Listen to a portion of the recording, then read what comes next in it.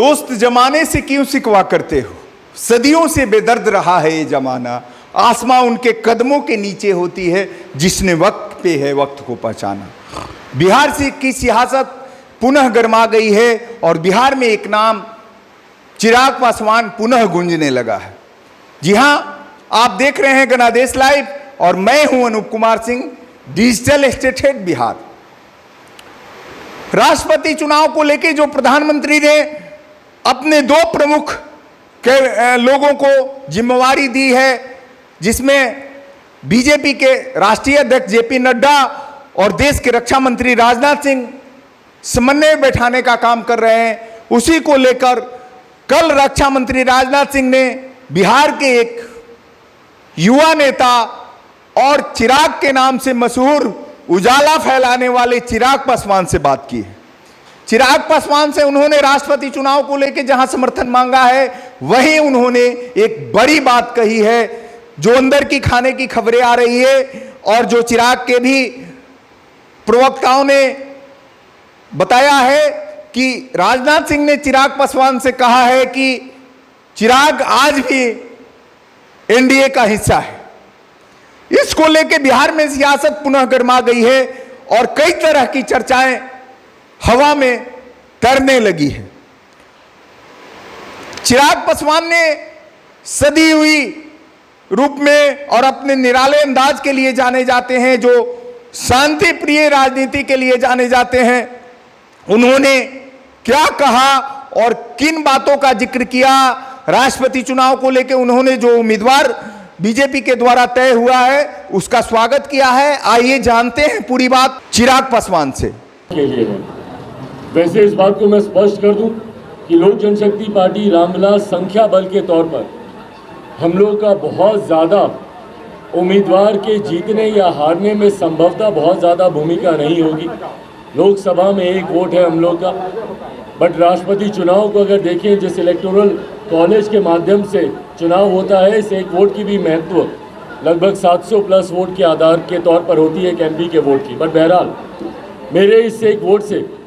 बहुत ज़्यादा हार या जीत में कोई फ़र्क नहीं पड़ने वाला,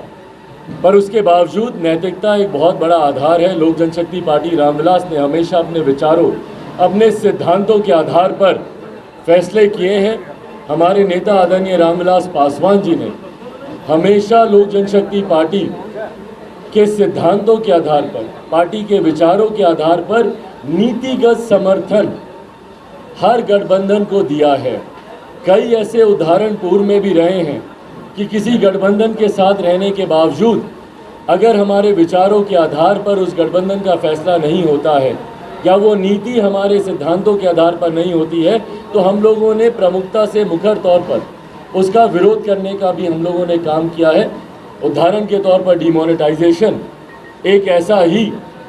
फैसला था केंद्र सरकार का, जिसका लोक जनशक्ति पार्टी रामविलास ने, लोक जनशक्ति पार्टी उस वक्त की और हमारे नेता आदरणीय रामविलास पासवान जी ने, मैंने स्वयं उस वक्त भी उसका विरोध किया था। भूमि अधिग्रहण बिल केंद्र सरकार 2014 में एनडीए की सरकार बनते ही ये बिल लाया गया था। पार्लियामेंट में खुद मैंने खड़े होकर इस बिल का मैंने विरोध किया था। अनुसूचित जाति जनजाति एट्रोसिटी एक्ट था, जिसमें हमारे नेता ने सरकार को अल्टीमेटम तक देने का काम किया। वही कई बार विपक्ष के द्वारा कई ऐसे नीतिगत फैसले लिए गए जो हम लोग विपक्ष में होने के बावजूद हम लोगों ने उस फैसलों का हम लोगों ने समर्थन किया। उदाहरण के तौर पर शराबबंदी, हम लोग उस वक्त एनडीए का हिस्सा थे, मुख्यमंत्री नीतीश कुमार जी एवं उनकी पार्टी महागठबंधन का हिस्सा थी। दोनों अलग अलग गठबंधन में थे, पर उस वक्त भी मैंने शराबबंदी का मैंने समर्थन किया था, क्योंकि नीतिगत तौर पर ये फैसला सही था। ये फैसला कानून बनने के बाद पर विफल हुआ, वो अलग बात है, पर नीतिगत तौर पर यह फैसला सही था, इसका हम लोगों ने समर्थन किया। ऐसे ही आज की तारीख में जिस तरीके से दोनों प्रत्याशियों के नाम सामने आए हैं महामहिम पद के लिए, जिसमें एक तरफ यशवंत सिन्हा जी का नाम है जो कि विपक्ष की तरफ से उम्मीदवार है, तो वहीं दूसरी तरफ श्रीमती द्रौपदी मुर्मू जी का नाम सामने आया है। लोक जनशक्ति पार्टी ने हमेशा अनुसूचित जाति जनजाति वर्ग से आने वाले लोगों का मजबूती से समर्थन करने का काम किया है और हमेशा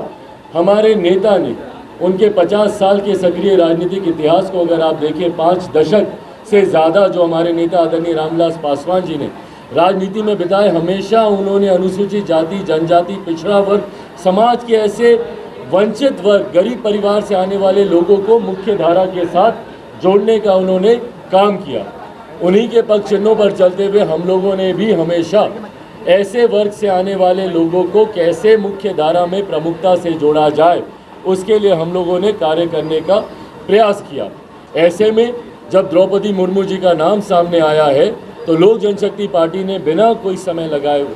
क्योंकि ये एक ऐसा विषय है जहाँ पे हम लोगों को